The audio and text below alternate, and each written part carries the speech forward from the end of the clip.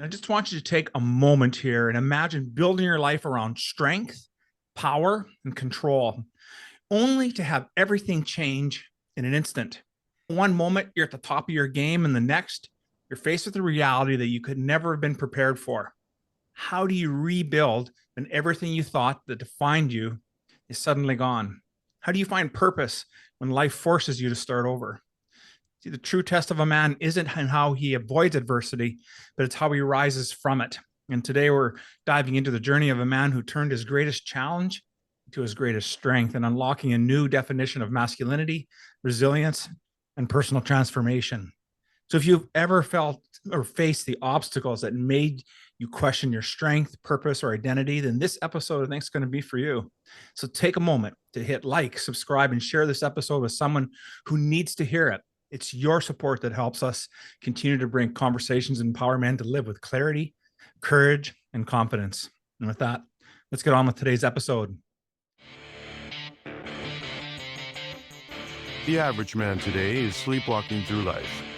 Many never reaching their true potential, let alone ever crossing the finish line to living a purposeful life. Yet, the hunger still exists, albeit buried amidst his cluttered mind, misguided beliefs, and values that no longer serve him. It's time to align yourself for greatness. It's time to become a revolutionary man. Stay strong, my brother. Welcome, everyone, to the Revolutionary Man podcast. I'm the founder of the Awakened Man movement and your host, Alain Dumonceaux. Before we get started, allow me to ask you a couple of questions. How do you define masculinity when life strips away everything you thought made you a man? And what if the challenges you're facing with right now aren't breaking you, but instead are shaping you into the strongest version that you could ever be?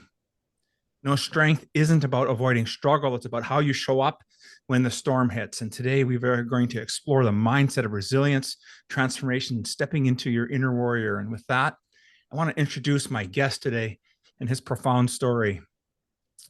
And so my guest today is Wayne Forrest, and he comes to us here as after playing rugby as a young man, and he became paralyzed at the young, ripe age of 25 years old. And this really transformed his life, becoming a certified master consultant, a motivational speaker, and award-winning transformational coach.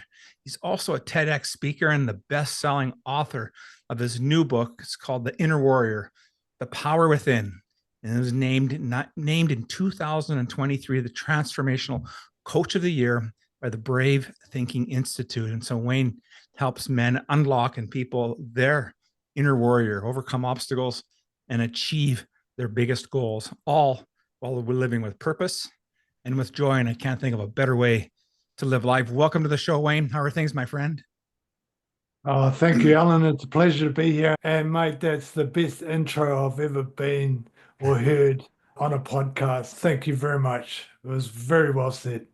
Well, thank you very much for providing such an inspiring background. And as you know, here on the Revolutionary Man podcast, we always talk about everybody being on a hero's journey. And so I'd like to explore a little bit about your journey and tell us about that life and or that death, I should say, and rebirth moment, and that experience of how it shaped you into the man you are today and this work that you're doing.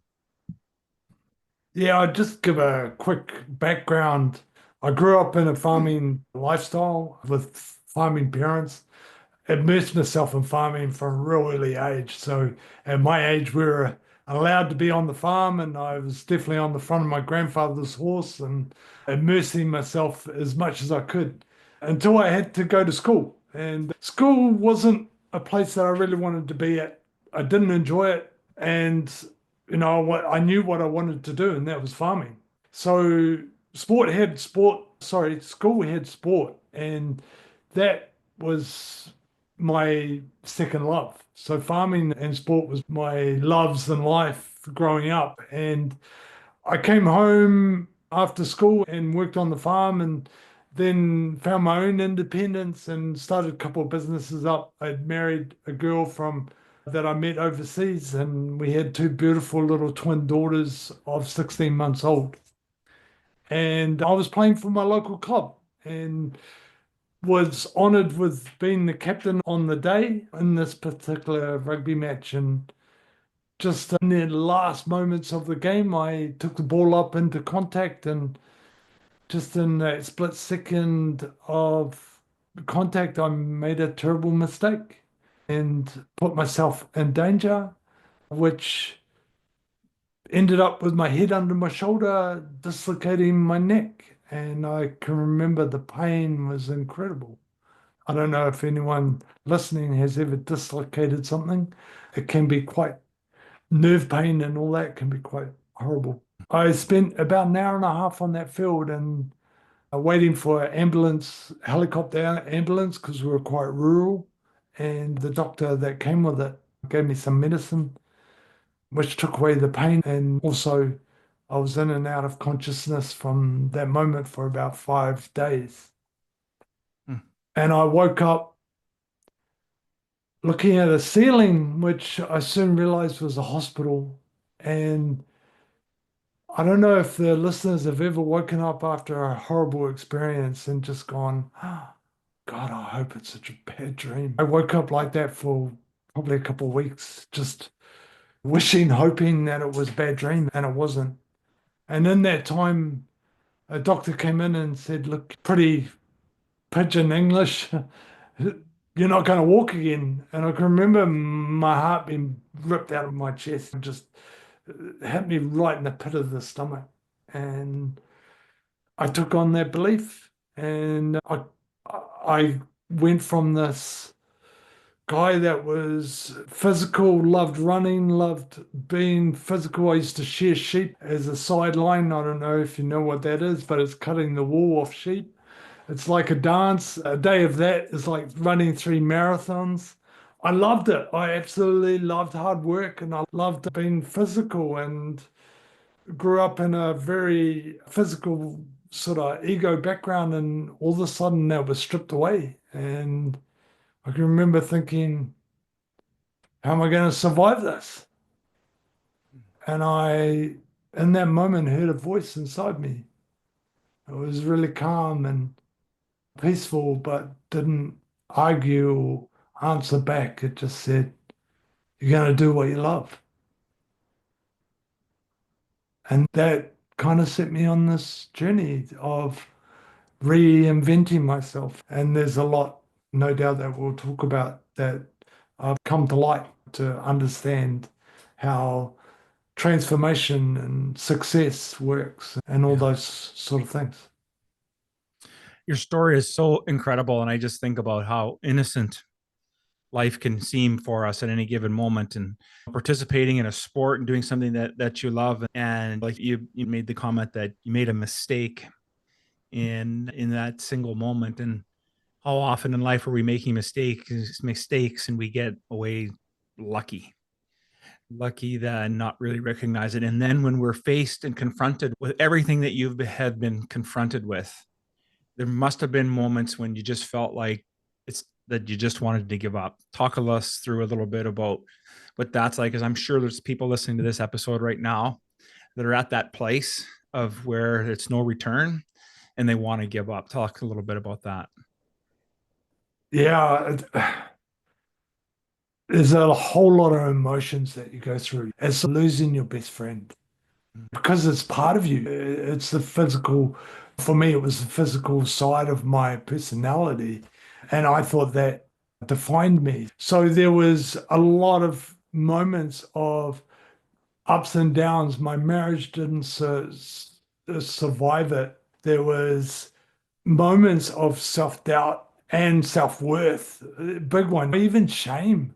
There was moment of, what kind of man? I'm meant to be this big physical farmer boy who's tough, and here I am. I can't even feed myself, or in the early days, that is, and I couldn't even go to the toilet by myself. And the shame of that, even being a country boy who was reasonably shy and body conscious and things like that. There was all those feelings going in and out. But there was also this part of me that wanted to survive. There was a part of me that I had twin daughters, 16 months. Life seemed to want to pull me still as well. And I suppose in the end, that's what I listened to. I listened to the life in us that pulled me to want to create. And that's no doubt we'll talk about that process, but there's a process to creating in life. Yes. And I think that's what will pull any of us into living a life that we can love. Doesn't even matter what circumstances we find ourselves in, if that makes sense. Yeah, that makes complete sense. I'll take lots of notes in our interviews, and I just wrote down, you talked about right out of the gate there about it. It was like losing your best friend. And I think about, those moments when we have lost somebody close to us. And so maybe you're not somebody's listening to this today, maybe you're not in a position where it's life threatening or debilitating. However, the debilitation can show up in so many different ways and can truly paralyze our lives in many different aspects. And so when you talk about losing a best friend, I just had this weight that was sitting on my shoulders, and the idea of losing a part of me and then having this void and having to now fill that and change it. And this is where I think you started doing your work and looking at this concept that you call an inner warrior. And so I wonder if we can start talking a little bit about that. That probably is going to lead us into the creation process as well. But let's talk a little bit about how you discovered the inner warrior. Was that a revelation, or is that something that slowly grew to come to what it is today? It's beautiful. It was the latter for me. I think it can come in its instant as well. It's understanding that we've got two sides. This is how I explain it to most people. We've got two sides of our personality, or this experience, I should say. We've got the human side, which is from our birth date right to the day we die. And a lot of that's been programmed through the experience itself. So, we came into this life, we tried to fit into our group, whatever family group that is, or group we find ourselves in. And we learn to survive in that group, and we take on beliefs and we take on situations that sometimes aren't great and sometimes are great, and we make them mean something, right? So we have this experience that most of us take as belief. Yeah. But then we've got this other side to our nature, and that's what I call the inner warrior side, or you can call it spirit, you can call it your instincts, higher self, or even God.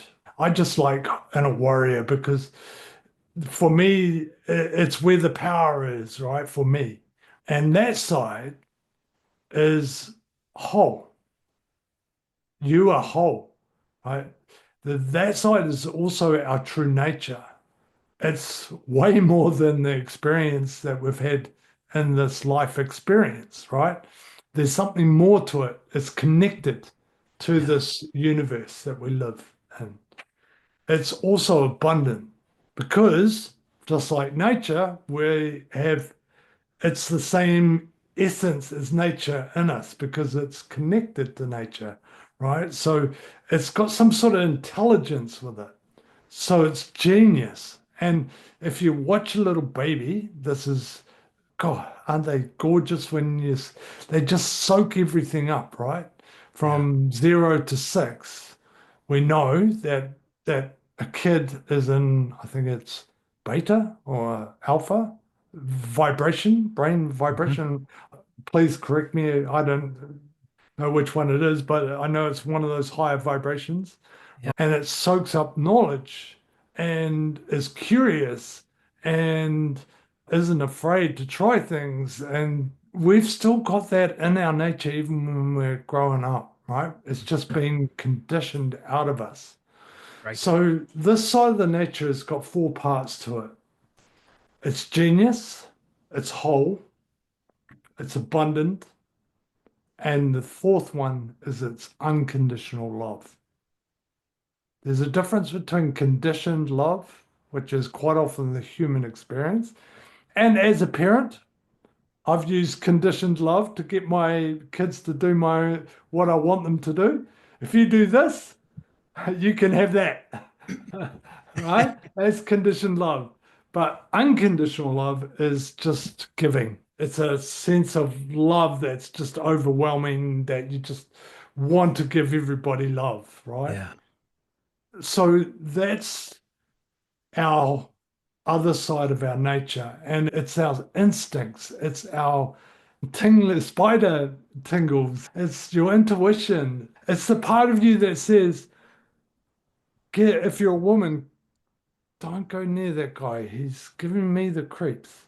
It's the part of you that goes, mate, take an umbrella at it's going to rain at lunchtime, and you go, ah, man, I wish I brought that umbrella. It's pouring down. It's the part of you that seems to know stuff and is trying to tell you stuff. We, in this human experience, have learned to trust on our touch, taste, feel of the human experience instead of these modalities that we have deeper, and we've disconnected. Often we haven't disconnected because it's there. We haven't learned to create a relationship with that side of us Mm. often. And so what I do is teach people to connect to that side, because you've got all the answers, you've got all the solutions. You just need to get the right questions. Mm. You've got everything you need within you. That's why I like to call it the inner warrior. It's powerful beyond your even understanding, even beyond my understanding. So that's what I've found, especially in this journey, is through a whole lot of experiences. Don't worry, I've definitely had some ups and downs, and Sure. it's been a journey to find my inner warrior. I've Yeah. been in the chair 30 years now, or coming up 30 years in May. So yeah, and of course, I've got this knowledge. I want to help other people find that for Right themselves. on.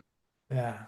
I love that explanation. I was writing down again a bunch of stuff, and you talked about instincts and intuition, and really about learning to trust and to listen, and that. And then it's really about you said it's really about getting the right answers, or they're getting the right questions to ask. And that really resonates with me, because there is that aspect. I completely agree with you and deeply believe that there is a part that resides in all of us that is whole and complete, and that we are whole and complete, regardless of what the exterior version of us may appear to be.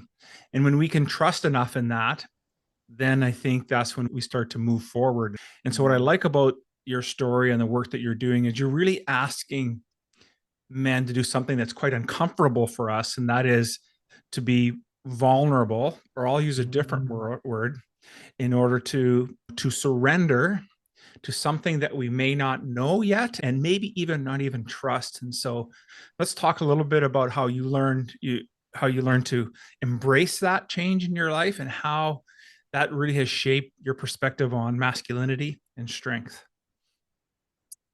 Yeah, mate, I love that. I think the best way to describe it is the process that I found through this journey, and especially in self-development, because I realized that the process took me to that inner warrior. And I said it might be different for others, but for me, it was understanding that voice of knowing when I had my accent, do what you love, was my inner warrior, right? Mm. And so that was it. I created a vision of going back to the farm and running the farm. Wow. I didn't know how. From the level of fact, I wasn't even meant to push out of the hospital, let alone push my own wheelchair, right? I was meant to go in an electric wheelchair. So how was I going to run 1100 acre farm, sheep and beef, right? And so on the level of fact, it was, I didn't know how I was going to do it, but I just knew I had to try because it was my first love. And I think that's where you start. You find something that you would love from your heart, and hopefully it's not something you can see how to do. It has to be something bigger than you. Yeah. And because that helps us grow into the next version of us, right? And so far, it took me a couple of years. It helped me pull me to the gym, do my exercises, do my weights, get out on those frosty mornings and get out in my garage and do my weights and learn to get strong enough to transfer so I could transfer from my wheelchair. I haven't got full limbs for the listeners, so I haven't even got I haven't got finger movements in my hands. It's all I've got is a few muscles in my arms. So this was a process. Yeah. And by doing that, and then all of a sudden I started to be able to drive, and there came some fears with that, right? I started to have terrible anxiety, but we won't talk about that. But I had to push through that, and I became a better version of me and stronger version of me. And next minute I had something adapted for the farm, and I had a six-wheeler, actually Canadian made Argo with a car Yeah. seat, and I could open gates and get in the yards and do stock work and have my dogs. And all of a sudden it dawned on me, wow, I've achieved this dream, and I didn't know how the hell I was going to do it at the beginning. Oh, Yeah. That's a, I want that feeling again. And then I started to create a new dream. And so the process then was, okay, create that vision, step into the vision, do what you can from where you are, decide for the thing that you want to create. Deciding so powerful. yeah. And then that takes you on a road to wherever you're going to go. Yeah, absolutely. What an appreciative roadmap that you just shared with us. And I think for many of us, we think that I'll speak for myself here. There was a point in time in my life, and then it shows up once in a while still, where if I don't feel I have the entire roadmap written out or thought out, then I'm reluctant to take the first step. And more often than not, I find that if I just take a step, that more things reveal themselves to me. And it's not necessarily the map that I had thought I was going to go on, but I've just trusted enough. And then lo and behold, like you were describing there, you're sitting on your Argo and you're doing farm work. And how often can we in our lives experience that and take a moment to recognize that it's really about what's happening in front of me today. It's the only thing I can control. What can I do today to make that move one step closer? And so I think there's a big piece there that I'd like to try and unpack a little bit more. And it's really what you're Yeah, talking about is really facing our adversity every day as men. And it doesn't sound like you isolated yourself too much, but maybe you did. And I know for my experience that when I went through some of my hardship, that was something that I tended to do was isolate.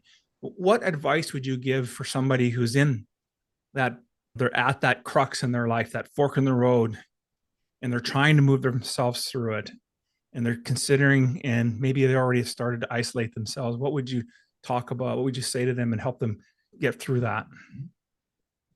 it took me on a path, right? That process. And the next vision was extreme outdoor activities integrated with people with disabilities and physical people. So, in other words, people like myself and like you. And we both went on the same extreme outdoor 5-day course, right? This changed my life. And this is what the listeners, if you're feeling isolated and feeling down, depressed, anxious, and it's very hard to get out of that mindset at that moment. But one thing that I really figured out for me was I naturally help people overcome fears by just willing to look at my own fears. And that could be an able person as well. Like you might have a fear of water or heights or whatever it is, right? And by just being encouraging, I was helping people, and that really made me feel really good about myself. And I've got a quote that I often tell people: our own healing is in the service of others with the same pain. And this is the problem when we get into those places of darkness, is we look in, right? We become inward. We're looking, poor me, when I say that, no, I don't mean spiritually looking in, I'm looking at selfish look towards ourselves. I'm feeling sad, I'm feeling dark, I'm feeling angry, or whatever that is. It's actually look out to help someone else, even if it's just the old lady walking across the car park with the groceries, or if it's someone who's struggling to do something, or a neighbor who's trimming a tree, or just to help someone, because it'll take your mind out of where you're at, the circumstance or the situation, and put it on something that is makes you feel better. And you have to just trust me on that one. You have to try it, okay? It's you have to just take my word for it and be curious and try it, because I think you'll find that it does make you feel so much better. Yeah, I completely agree with that sentiment wholeheartedly. And I was thinking as you were telling this part of the story, and you had mentioned earlier that you're a father of twins. And when we're going through our turbulence, our time, that's this chapter in our lives, we can tend to be less conscious or less present as fathers. So let's talk a little bit about the importance, of us remaining, finding our way back to that consciousness and being powerful role models for our children. Because I would venture to guess that you're an extremely powerful role model for your children for what you've accomplished. But for those of us that are listening to this, the importance of what it means to be a conscious father. It's big. I think consciousness. Actually, it was Bob Proctor. I've heard say, if you know who Bob Proctor is, Yeah. he's another Canadian. He said that it's never a relationship problem, it's never a money problem, it's always a lack of awareness problem. And so it is becoming conscious. And for a dad, right? I've got 4 kids now. I've got 2 teenagers, one 18 and one, he's coming up 16. My younger two, plus the 31-year-old twins who have got 5 grandchildren. And man, have I learned through that journey of understanding what my inner warrior stands for. Unconditional love. And we have to stand as men. I think the modern masculine is standing for loving ourselves. To do that, we have to look at our trauma. We've all got some sort of trauma that creates that human pattern of anger, frustration, sadness, what else? So any lack vibration comes from some sort of trauma that we've perceived as a little child. And sometimes it is a horrible trauma that you've actually been through. Yeah. But it's understanding that we have to, as men, we've been taught to hold it down, push it down, like you said earlier, like a big beach ball. We're holding this beach ball underwater until we can't hold it anymore and we burst out in anger, or we burst out in sadness, or we go into depression, or whatever that is. It's Yeah. all different. So it's understanding that, okay, we've got this trauma. I have to heal that trauma, because we as parents are a reflection to our partners, are a reflection to our kids, and they reflect us. Both are our best teachers, because every time you trigger and you react to your kids in a way that is in those vibrations that I've just said, it means that's a part of you that you want to get curious about and heal and love. Because that little boy or girl or whoever's listening to this that has got that pain didn't know any better, and neither did the people that gave it to you. So heal that side of you, and you will be a reflection that is going to be magnificent for your kids and for your partner.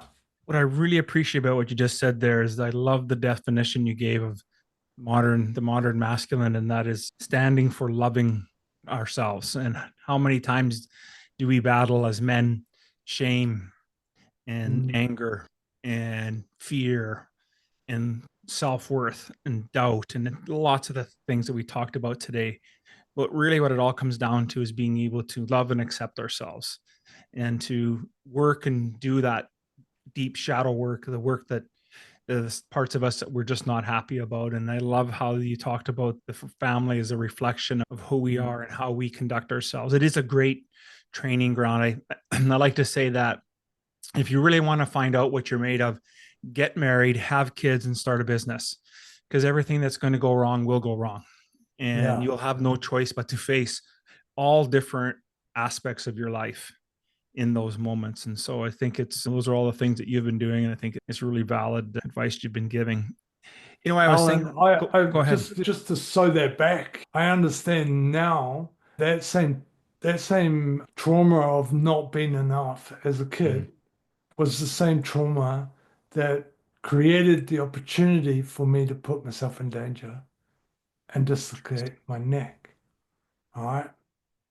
That took a process, right? There's been a road here of learning to understand that, but I quite often say my accident was no accident because there was, now I see the voice in my head at that time was, I have to prove myself because I don't feel good enough. Very interesting. Very interesting. I'm sure on your way through this journey in life, Wayne, you've either read a book or you've had some mentors, you've come across something, and I'll call that advice. Maybe it wasn't advice, it was a lesson learned or something. Well, I'll use the word advice for this question. What would you say has been the best piece of advice or the most profound piece of advice that you've been given? How is it still serving you today? Yeah, it's really good. It's stay curious and don't take on belief. Question everything. Mm. Question everything I've said here today. Do your own research and stay curious and find your own truth. It's so powerful. If we do that as human beings, we'll find that real truth there in a warrior inside ourselves. Amen, brother. Amen. I love that. Wayne, brother, I just want to say thank you so much for spending time with me today and sharing your wisdom really on resilience and purpose and what it means to be a modern masculine man today. Because your journey, I truly believe, is so powerful. And it's a reminder that our greatest challenges can become the foundation of our greatest strengths. And so, if men are interested in getting a hold of you and participating in your work, what's the best way for them to do that? Yeah, mate, I've got a couple of things, if it's okay with you. I'd Yeah. love to give your listeners the opportunity of a complimentary gift. That got complimentary gift is a 45 minute to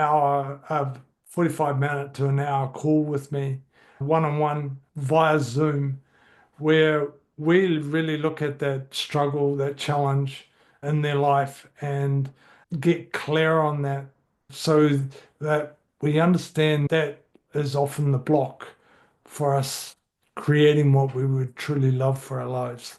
And then we'll get clear on what it is that you would Mm. really love, right? Dial that in, get really clear on it. And then the strategy part, which is looking at there's a gap there, right? So what is the step you can take from where you are with what you have in the direction of that goal or dream, that vision that you would love? And this is complimentary for 10 listeners. I only got enough space for 10 through my month. But the first 10 that jump on and register on that link that we've given you through my website, you'll get a time that might suit or that they can pick.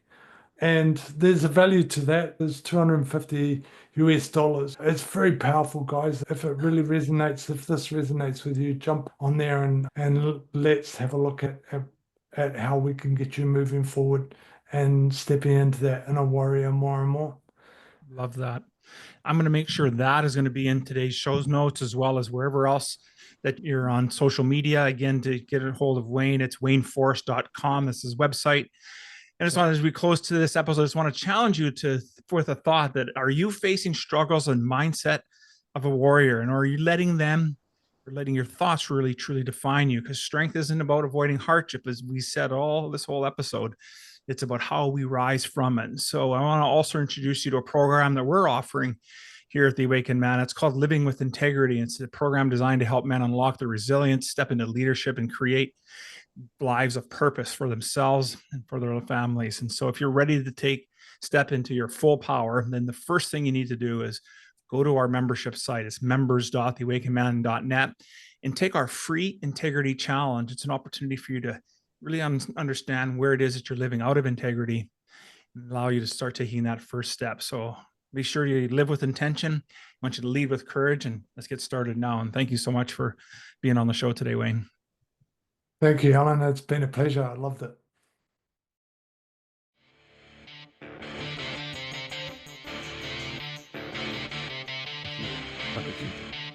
Thank you for listening to the Revolutionary Man podcast. Are you ready to own your destiny? To become more the man you are destined to be? Join the brotherhood that is the Awakened Man at theawakenedman.net and start forging a new destiny today.